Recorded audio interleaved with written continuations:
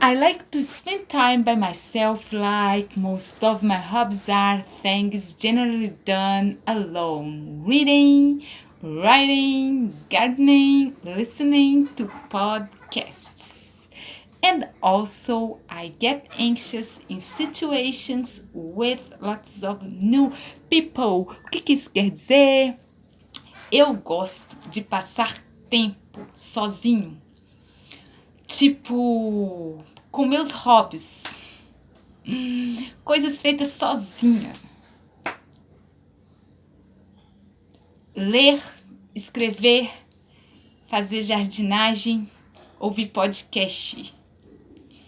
E também eu fico ansiosa em situações com muitas pessoas.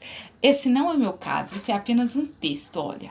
I like to spend time by myself, like most of my hobbies are things generally done alone. Reading, writing, gardening, listening to podcasts.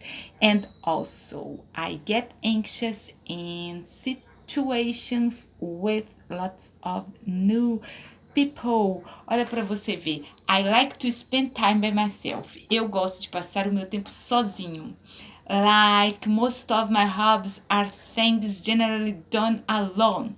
Like most of seria tipo a maioria do tempo com meus hobbies. Coisas feitas sozinhas. Like most of my hobbies are things generally done alone. Ler, reading, escrever, writing, gardening, jardinagem, listening to podcasts, ouvir podcasts. And also, I get anxious in situations with lots of new people.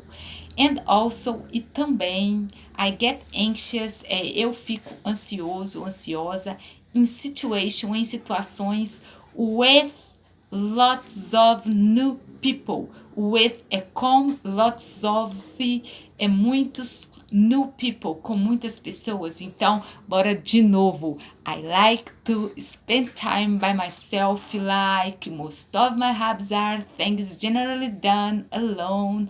Reading, writing, gardening, listening to podcasts.